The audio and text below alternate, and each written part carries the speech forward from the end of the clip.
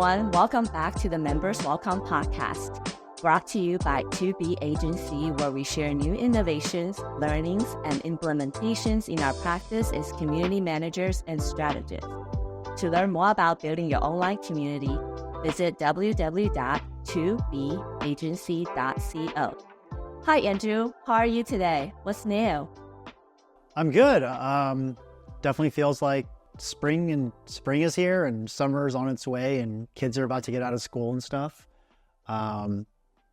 We've been working on a lot of, strategy work and product development at Tobe. So it's been kind of an exciting time. We've got some new clients and projects that we've been taking on. So a lot of stuff happening right now. It feels like we're building towards the middle and end of the year right now, which is great. So, do you usually get that feeling in spring? Here. Or it's more like a cyclical thing, like every, 6 to 8 months this happens?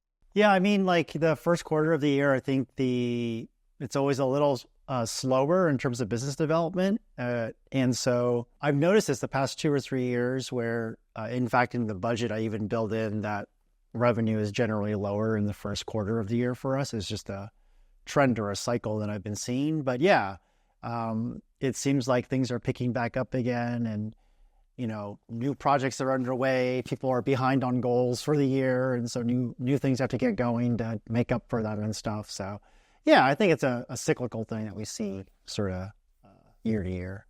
What about you? What's new with you? Oh, well, that sounds really exciting. So for me personally, I'm definitely a very seasonal person. So when the weather starts to warm up, spring, even though I don't really hate winter in Utah, but when spring happens, I just feel like mentally I am more optimistic. My birthday's in April, so I'm sure this has something to do with that. Maybe right now is my best time.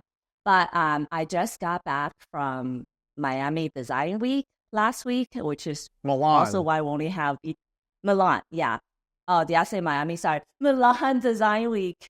In Italy, I went with one of my best friends because she wanted to go check out some furniture. And so I went with him because it's something with her, because it's something I'm always interested in. And I think as an artist, it's just good to go out and see other things and other subjects and other industries to get inspiration.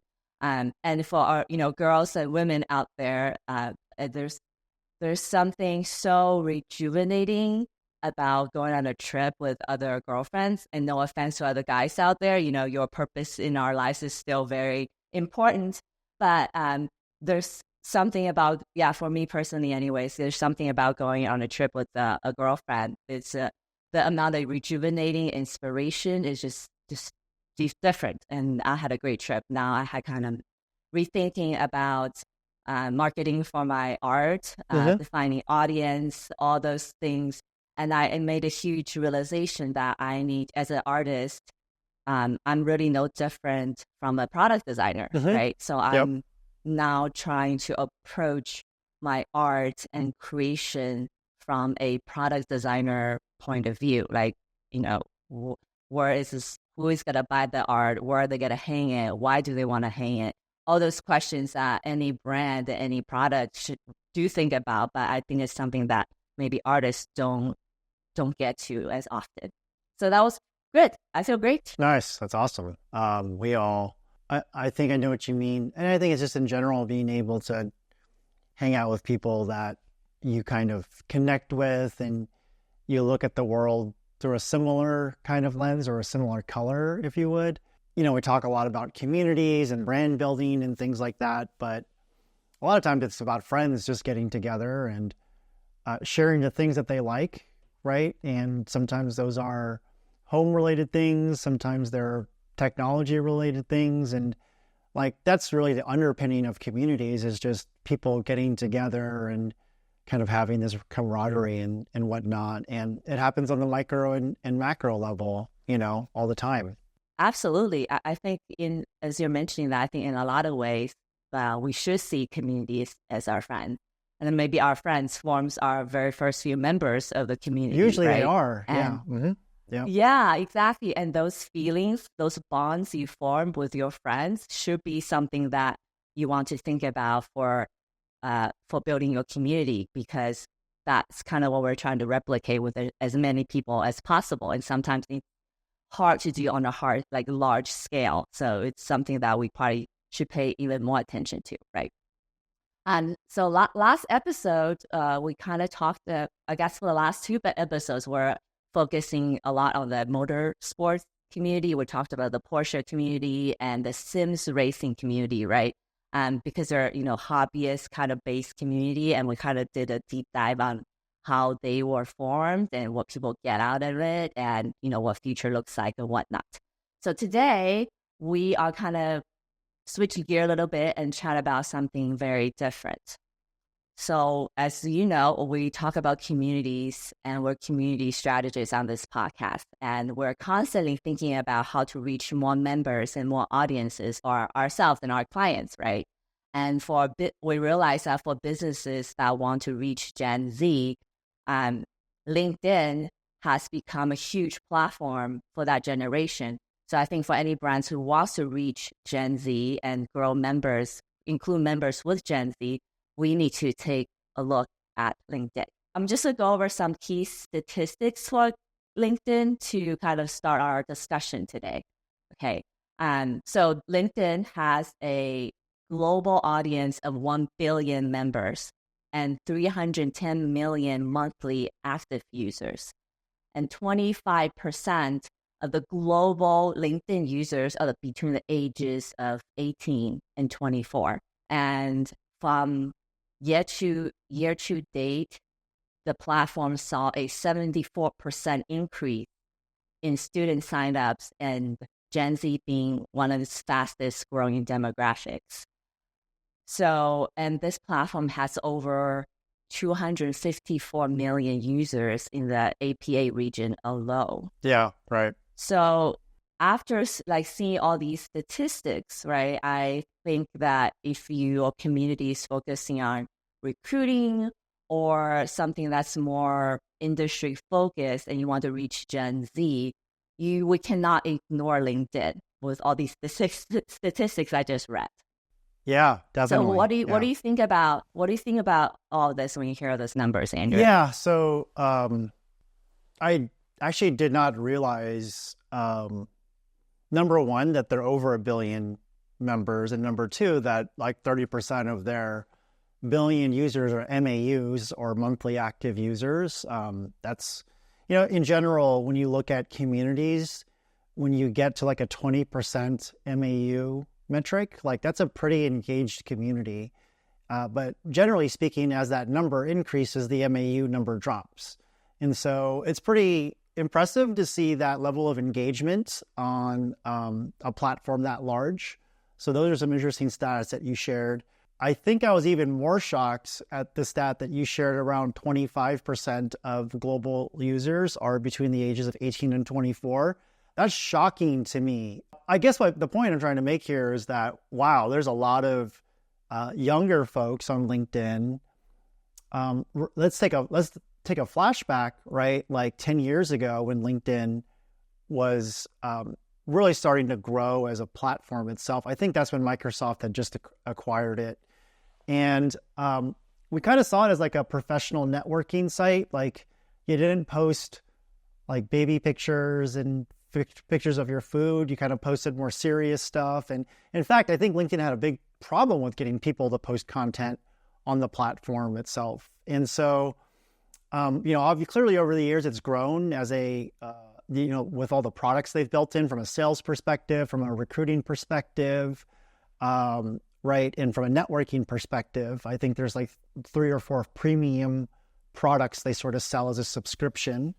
But LinkedIn kind of had not a bad reputation, but it wasn't seen as the young person's platform, right? And even young people who were in their careers and looking for jobs, I think in the early 2010s, it hadn't really been built as robust of a platform as it is today, right? And so I think as the platform has grown with more members, obviously, and that I actually think if you look at LinkedIn versus Twitter, right, how Twitter kind of became a free-for-all, LinkedIn found a way to and that's fine that it's a free-for-all. I have no problem with that. Like, you just go where you like, there's some people like Twitter, some people like LinkedIn. It is what it is, right? But as the community, I think on LinkedIn grew, and, it's a case study in how to sort of masterfully manage the way a community grows, but it became more of a professional community, and it became a place for actually sort of LinkedIn creators and influencers in a way to build an audience, because I remember that it was actually one of the platforms where, and it still is, in my opinion, where if you create enough of the right content, it does have the possibility to go viral because it can read third and fourth and fifth degree connections, right? Organically. I still think it's one of the platforms that probably has some of the better organic reach. I think it's interesting that Gen Z is now, let's say, a material part of the platform, right? Because a lot of Gen Z is probably looking for jobs, right? And that demographic in Gen Z, for the first time, actually has to go out and look for a job and is doing the college recruiting stuff maybe. And, clearly I see younger folks building profiles on LinkedIn in college too now, right? With their internships and stuff. So I think it's becoming a necessary part of a career, whether you're starting one in the middle of the one or at the end of one, or you're an entrepreneur. And I think they've kind of carved out that space for themselves as a career place. And clearly Gen Z has seen that it's one of the only places, right, to kind of professionally build your profile. And I think that's a big reason why you see that 74% year over year increase in student signups, right? Because we need to go look for jobs, and recruiters are now looking at LinkedIn profiles in addition to resumes. So we'll talk, I think, about some of the new features they're building into the platform. It's obviously become a lot more media rich, right? They prioritize video on the platform. I have some interesting stats to share around short form video and how they're testing kind of a TikTok style, kind of like short form video feed. But clearly I actually didn't realize that the population was that big. So that's the kind of thing that hit me in the face, was the 25% that are between the ages of 18 and 24, and the 74% year over year increase in signups too. Yeah, so just to loop back to what you said in the very first of this segment, I guess, the millennial is aging at 28 to 43. Yeah. So and you just turned 40, so doesn't that make you feel young? I know. Take a moment. But so anybody basically below 28, like 27 and, college age is the Gen Z population, which what you said totally makes sense, that they are on LinkedIn and looking for jobs. And I feel like it's interesting that I kind of see LinkedIn as a way to track your career. Now I see a lot of people, instead of sending a paper resume, they'll just send their LinkedIn profile. I had to send in a resume. I haven't built a resume in 15 years, right? My LinkedIn is my resume, essentially. I update my LinkedIn, not my resume, but I had to submit a old school resume to a speaking engagement that I was hired to do. But I had to submit a resume, like an old school resume, to the speaking engagement. I'm like, I am not putting a resume together. So I PDF'd my LinkedIn thing, put it through ChatGPT, and told it to build a summary of my resume, and it did a pretty good job of it, actually. And that's why I think I told you last night. I was like, remember when we always used to stress about having to do a resume or update it or whatever? Now it's just as easy as asking ChatGPT to do it based off your LinkedIn. But I see it as a digital resume. So it is, and it's way more dynamic because you can get reviews for the position. So you have references immediately, assuming you did a good job. And it's like your Yelp page, kind of.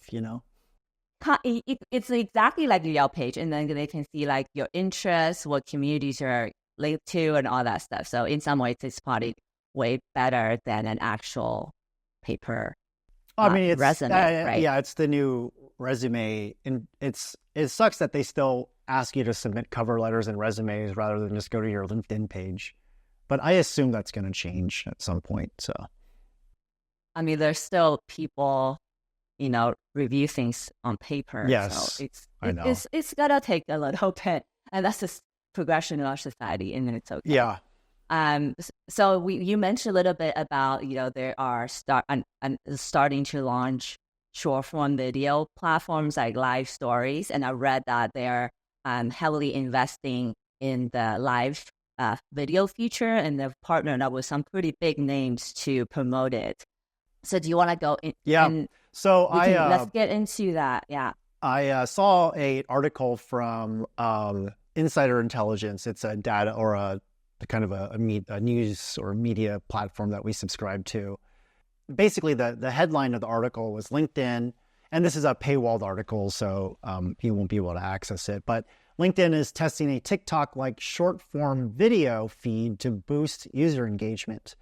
And it was basically seen by an influencer agency employee who saw a video tab that opened a scrollable vertical feed of videos that, a vertical feed, swipe up sort of thing, that users, can like, comment, or share.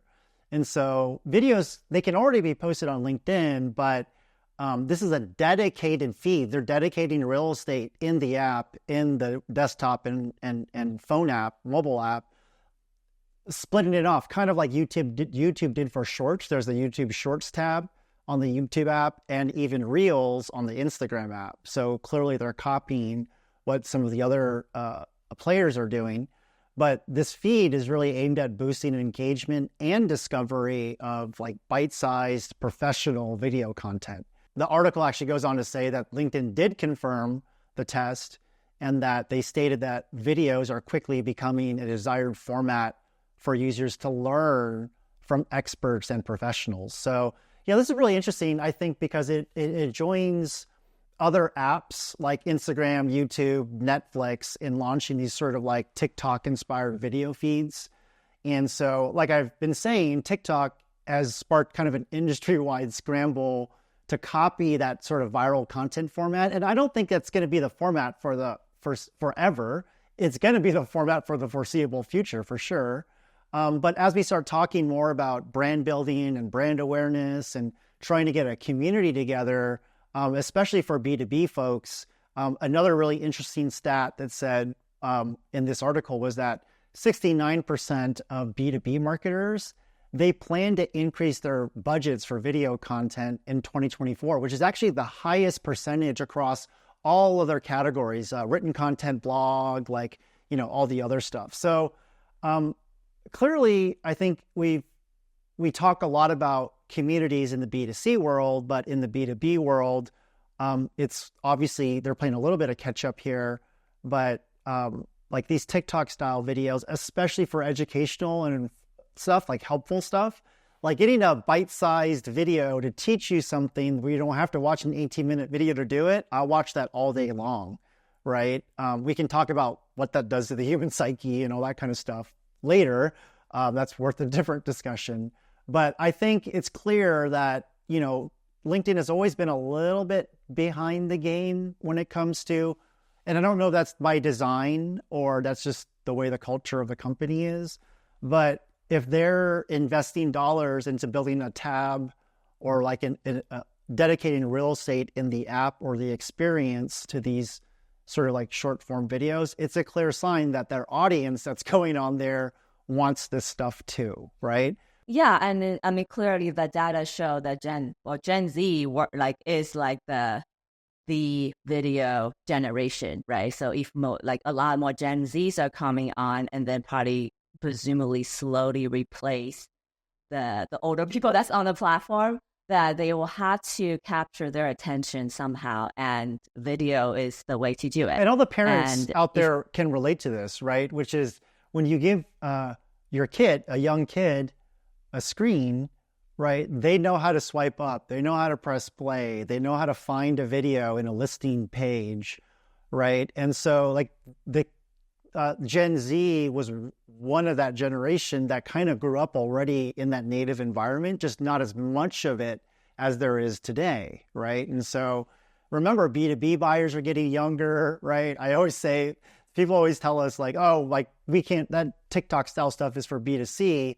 Our buyers don't do that. But remember, that marketing manager now is probably, if they're in their early 30s, late 20s, or marketing director, they're a buyer now, right? And so that's the content that they've been used to, and that's the content that we need to start delivering to folks. And that's why I think LinkedIn is building this feature in, because they know that if they want to keep those younger users engaged, they've got to have the right. You don't want to go from Instagram, which is all like visual TikTok stuff, right? And then over to LinkedIn, where it's all heavy text and long stuff and boring stuff. Like, they need to keep that user's attention, right?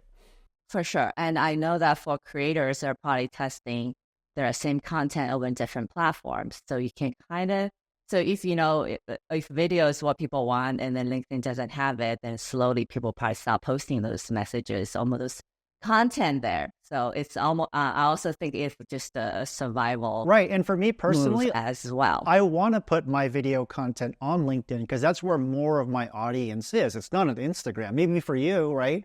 Instagram might be a better place or TikTok might be a better place for your video content. But for me, I'm actually waiting for LinkedIn to come out with more of these video features, more video native. Like the fact that I have to upload a thumbnail, I can't choose a thumbnail from it. Like, you can tell they still have some improvement to do on the video feature. There's some catch up, but I'm waiting for it. And I know there are other, call them older millennials too, that see this as an opportunity to leverage some of these more engaging video formats for folks like Gen Z. I want to reach that audience. So I want those tools, right?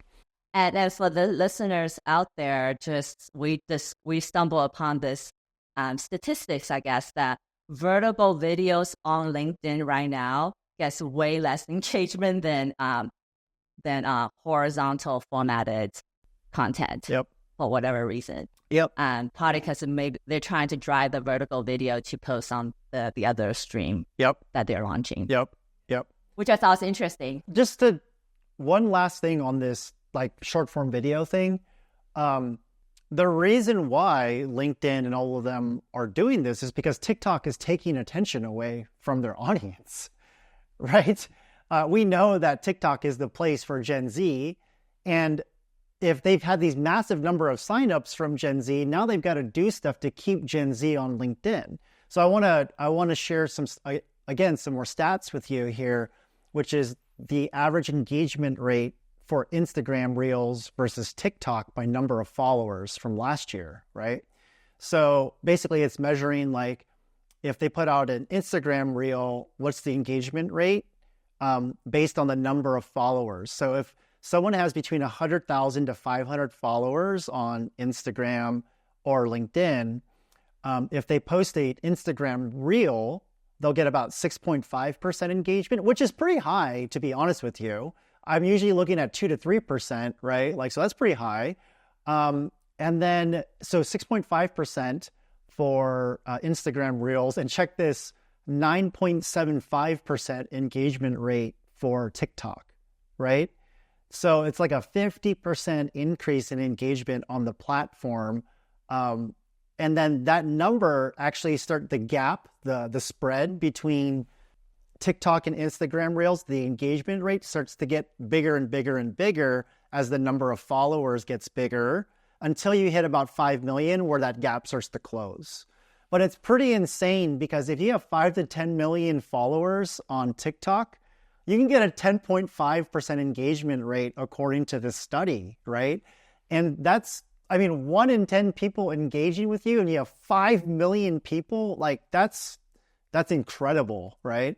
So I think every platform sees this data and they're like, oh my God, we got to have this format and we got to have this content on here, For sure. And then for creators and brands, it's like, why wouldn't you only go to TikTok and waste your energy elsewhere? Yeah, well, if your audience is not there, if your audience is not there, then you don't need to be there, right? Maybe you can get some awareness from new audiences, but usually if you're going to start with a platform, you probably want to go to a place where your audience is. So I think there's a lot more of this, like, higher level how-to advice on TikTok.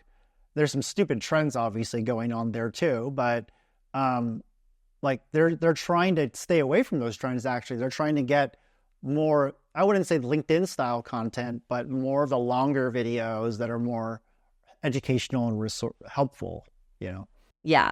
Apparently TikTok in China only have those type of videos. Oh yeah, I heard the same. The Yeah, I algorithm. know. I heard the same thing, but like, I guess I believe it because we know the culture. Like, don't play video games after a certain hour. I also don't believe the American media right now because like they're doing everything they can to make China look bad and ByteDance look bad and all that stuff. But So we talked a lot about like the mechanics and the statistics of different platforms, right? So I kind of want to get into, so for brands whose target audience is millennial and maybe older, LinkedIn might be the place you go, like Facebook and then Reel, but for more professional content, LinkedIn is still the place you go, right? And then we know that video is going to be something pretty big. So what I kind of want to get into, like as a brand, when they're making videos, right? Should they consider the different demographics they're targeting and make like content appropriate to that? so if you're a brand that's looking to engage, Gen Z or anybody for that matter on LinkedIn, the really common theme that's come up in the first quarter of this year has been, and we're guilty of this too. So I'm kind of having a come to Jesus moment with our own agency and our own approach to this, which is you gotta define your personas better. You gotta get more specific. Like the whole, the 25 to 35-year-old female who makes, X amount of dollars per year, and who lives in the Midwest and likes to read these. That's not a specific enough persona anymore. And so when you're trying to go to a place like LinkedIn, you really need to think about who is the audience that you're trying to build. Now, if you're trying to target Gen Z, what are you trying to say to them, right? Are you a company that's looking to recruit Gen Z? What message do you want to put in front of them, right? What segment of Gen Z are you looking to build a community around, right? And if you're trying to do this on LinkedIn, I think there's two maybe strategies that I would consider. One is that the fact that they are testing short form video and have already highly prioritized or natively posted organic video on LinkedIn, you gotta start with a video first content strategy. Certainly those like longer form, like click to see more LinkedIn posts certainly get engagement, and I think they work. But for sure, just like we're starting to see in Google search, when you search in Google, you see a lot of video results at the top of search now. I have this feeling that, and the same thing with Facebook, right? Over the last maybe 10 years, it went from text posts to image posts to video posts, right? Now even AR and things like that. So you're going to see in LinkedIn in the next maybe 1 to 3 years that it's going to be full of video. It'll be only video in LinkedIn, and then different formats of video, I think. So one is you got to create video that is in the format that this audience wants, right? And today that's in short form video. Number two is, I think this is the most important thing. We could get away before on LinkedIn with like just kind of posting quote unquote work content. And I think that really works when you're kind of like have a lot of brand awareness and you're trying to get people who know about you to engage with you. Because now you're talking about what you're an expert at work. You're being helpful because you're sharing your knowledge. But those are for people who are like further down the funnel. But to get exposed to random people on LinkedIn that might be adjacent to your industry or the persona that you're looking for, you got to stop posting work stuff. And I think we have always been a little afraid on LinkedIn to be like, get that comment, be like, oh, this is not LinkedIn comment from that jerk or whatever. But the reality of it is that I think people are tired of work content. And this is, again, sort of a thing that I'm standing on my soapbox on this year, which is that, remember, as marketers, there's no difference between personal life and business life anymore, right? Like everything that we consume comes through the same screen now. Your work email comes through the same screen. Your personal email comes through the same screen now. Your work social media, if you're involved in that, comes on the same screen, your smartphone, right? Your personal social. So now we as marketers, sometimes we were competing for attention for like the work attention. And then there was like the B2C attention, but now it's all the same. And so now as a LinkedIn now has to compete against Instagram and TikTok and Facebook and Netflix and Hulu and Spotify and all these other platforms that are all now lumped together at the top of the funnel. So if you want to have any chance to get some kind of awareness, you got to have interesting content because you're competing for attention against pop culture now, right? Especially with these video platforms. Yeah, and I think this might be a good time for companies to really rethink who their target customer actually is. If something might be identified, or it might be something they defined a long time ago, even 2 or 3 years ago. To me, is a long time ago now. That because with everything's changing, that companies maybe should start thinking about that. And the second thing I've been noticing is also that more and more people are kind of getting out of the 9-to-5 job kind of situation where, that's work separate from their personal life. Or a life side hustle. With the creator. They have a side hustle. A side hustle, yeah. And then, the creator economy is going to be huge. So I think more and more people are their work and their personal life are the same. It's one, right?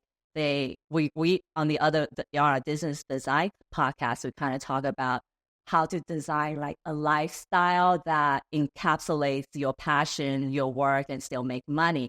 And I think more and more people are on that journey right now. So, LinkedIn is a marketplace too, right? So like you can find freelancers. I've always thought that like Upwork would be a huge strategic acquisition for Microsoft, right? And to plug Upwork into LinkedIn and to share the data back and forth, and I think a lot of the Gen Z themselves have grown up in a world where us as older millennials saw the tail end of the traditional workplace. A lot of Gen Z has grown up in to us, a non-traditional workplace, right? And so they're now, and a lot of them are more exposed to concepts like Upwork and Uber and like kind of gig economy type jobs. And it's been more normalized to have that side gig. And so as the audience changes, and we're looking at social demographics, work demographics, all these, there's so many things happening right now when it comes to your career and work. And that's the place where most of us spend our lives, right? It's family and career. And so, a lot of, I think what LinkedIn is doing is trying to make sure that it kind of is still the go-to app, right? Like, I don't think LinkedIn wants to have what happened to Instagram when TikTok came in, right? Like that's the last thing. Like LinkedIn wants to stay the incumbent in this area. There's no one else that competes against them. And so I think they're smart. And again, like you said, their demographics are showing that a lot of the younger users are also seeing value in the platform as well, which is huge. It's like this great place where old and young and different generations and different backgrounds come together and are somewhat behaved, Yeah, and Gen Z is gonna be like the core workforce of the creator economy, actually. I think so. And and that it's awesome that like LinkedIn will be a place where they can market themselves and have lifestyle type of content related to their passion work, I guess. Not something that it's just a job for them. Yeah. So when it comes to video types, right? And we want to reach more people, just in general, especially Gen Zs. I want to also add that for brands who are thinking about going down that route, it's not even just the content that you put in the video, but it's also like the pace of the video, the introduction, where you make the cuts, where like how it becomes entertainment. It's education, but at the same time, it's entertainment, right? So I've noticed that there are brands on LinkedIn posting that really work, like serious, like that, like, the typical corporate videos you see, like a Zoom into a conference Zooms, like this is how we, like, those type of content might not work anymore going forward. I think you're right. It's that all business, marketing, brand, whatever content, like it's got to have this layer of humor or pop culture or lifestyle over the top of it, which is very hard for especially like B2B marketers, right, to do. It's like entertainment crossed over with work. But you think about the world again that we live in, Donald Trump, right? He's a controversial character. You either hate him or you love him, right? And maybe there's more of a gray area these days, right? But honestly, I hate to say this, but the guy got so popular because he crossed over entertainment with politics. He turned politics into The Apprentice, right? He turned it into entertainment. And then all these fucking clips, like short form video of him doing these outrageous things, right? Who would you rather watch? Jeb Bush like talk about some Florida policy, or Donald Trump just go off on some Kofifi rant, right? And then that become a meme.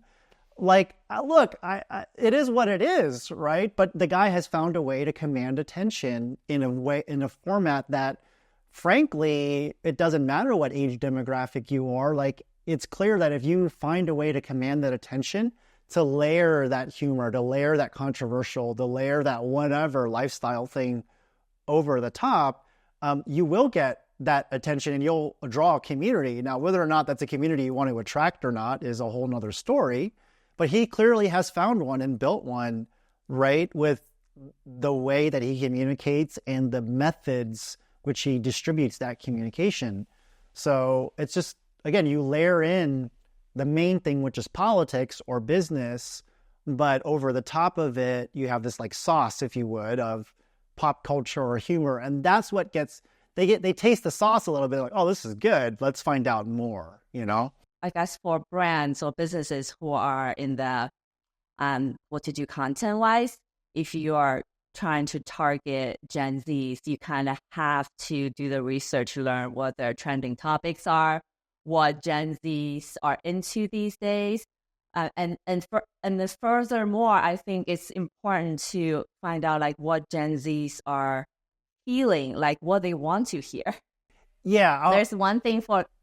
Go ahead. I'll give you a really good example. And we work with a lot of education companies, professional education companies, and they have a lot of memberships as a part of their business model. So they, by nature, have communities to extend the value of the membership. One of the communities that I work with is a community of nurse practitioners. These are like, call them like the MBAs of all the nurses. Like they get a lot of education. They're very driven folks. Some of them actually start their own businesses. We were trying to figure out a way to like get more awareness of this nurse practitioner community through content, right? And we were like, oh, we got all this educational, clinical material about colostomy bags and literally like poop bags, right? So how do you make poop bags awareness content, right? They came up, and this was brilliant when I talked to them. I was like, wow, I'm really glad that I'm working with you guys because you're a little cutting edge here. They came up with this concept for a podcast called Scrubs and Subpoenas. And the whole idea was like these nurses get exposed to a lot of these like random things that happen in law and legal arguments because they're exposed to like literally the bad part of the crime, which is what happens to the human, right? But basically this podcast is all about telling the stories, the horror stories of like the NPs in the emergency room or whatever, and then them getting subpoenaed on a court case. So it kind of crosses over like the true crime, that big, true crime, and all these things are really big in podcasting right now, and unsolved mysteries and things like that. And this was a really good example of knowing the audience, and they got a lot of engagement, right? Because the audience was younger. They don't have time to watch stuff. They can listen to stuff because of the nature of their jobs and the shifts. And it was a really good example of like crafting content that's like more pop culture. It has nothing to do with selling stuff, but it kind of displays like, hey, we as a brand kind of get what you're interested in, even if it has nothing to do with what we're selling, companies, brands who want to kind of get into the lifestyle content, but without seeming so forced and still have like the company, corporate stuff in it. Yeah. Do you have suggestions? No, that's why you hire us, because that's kind of tough, right? And, Yeah. I think the easiest way sometimes to create content that will help people find out about the community that your brand might already have is you want to talk about things that are like topical and relevant, and people are already talking about them in your industry. So a good example would be, let's say I have a community of real estate agents. I want to attract more real estate agents into that community through LinkedIn, because I know that LinkedIn has a lot of agents. And actually, it's not that great of a platform for agents, but let's just use that as an example. There was a recent settlement that came out. It actually made national news about NAR, the National Association of Realtors, had to do a settlement about this whole buyer's commission thing and eliminating buyer's commission. When that thing first came out, like, I would probably start creating some video content that really clearly talked about your position on that settlement, and then publish that right away. Like, that is a good way to try to start to jigger the sort of like getting in front of that audience. Because number one, what I just identified was it's a hot topic in real estate. If you are a real estate agent, you're going to want to know everything you need to know about that, because it affects how much money you make, right? And because I know that if I talk about it, most likely if I put a piece of content out there, it's going to resonate with them. But if you're like a B2B SaaS company that sells like inventory software, right? Like, how do you engage with an audience there? And that's where, like, you kind of have to use the humor, the absurdity, like, if you're an inventory management company, like, talk about hoarders and, that kind of stuff, right? Like, you gotta be different. You gotta be interesting.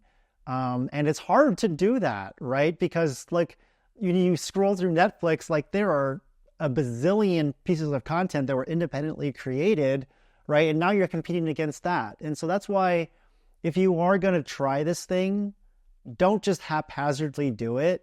Kind of like my client did with the subpoenas and scrubs thing. Like, try to be a little innovative, right? It'll go a long way, because there's no shortage of people just trying to launch random pieces of content and hope that it sticks, Yeah. So sounds like, for what I gather from what you said, is now going forward, the content strategy for brands to think about might be, how do I go narrower? Yep. That's right. You have to go narrow. Right. Yeah. So before, it might be like, I want to target like all these nurse practitioners, but now you kind of have to see where they are region-wise, right? Because maybe a city, or even there's nurse practitioners that may want to work in a hospital or be entrepreneurs.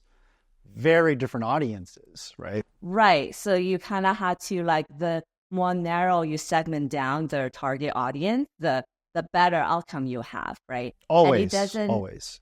Yeah, and it doesn't necessarily mean, it sounds like, that you had to define just one, but you just kind of had to make content for that specific one. And if you want to target 3 different audiences, don't use the same content for all of them. 3 different campaigns. And that's the world we live in. I'm sorry. Before, we could do one generic evergreen campaign for everyone.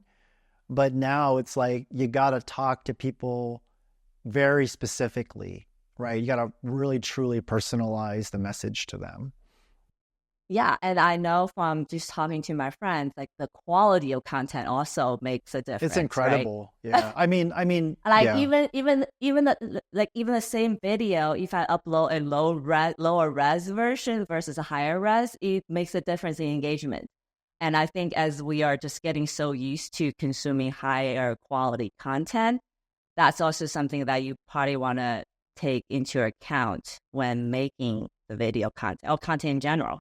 The challenge, and again, like with platforms like LinkedIn providing more of these features, right, that sing to the audience that we're all trying to reach. This thing that sucks is we got to make stuff to put into it. And we're already overwhelmed, right, creating content. We're already barely doing enough to do the things we need to do. And so I think if you're a brand that's considering investing in a channel like this to build a community and get access to this community, you got to have intention, and you got to give yourself runway to do it, because there are just so many people out there doing it really, really well, you know? And that's the hard part. The arbitrage opportunity is over. Now you just got to be elite at what you create to get that audience. And so, I'm excited, because I think LinkedIn is a really untapped platform, and that, again, like the stats that you shared with me today, made me open my eyes up to be like, oh, wow, I had some kind of bad stereotypes about the platform itself. And that, from a recruiting standpoint, if I need to hire people, maybe I should be looking at this more, right? And from a business development and advertising and all that, because we're a B2B business, I want to be able to leverage this more as a platform too. So I love LinkedIn. I think it was a really, they always talk about Facebook making the acquisition of Instagram and that being one of the best buys like ever in tech history. But I have to say that Microsoft wanted to get into social, right? And when they made that acquisition, everyone was kind of scratching their head, or not everyone, I was certainly. But now that I look at it, I'm like, oh, wow, like it's definitely become one of the big social platforms. And Microsoft actually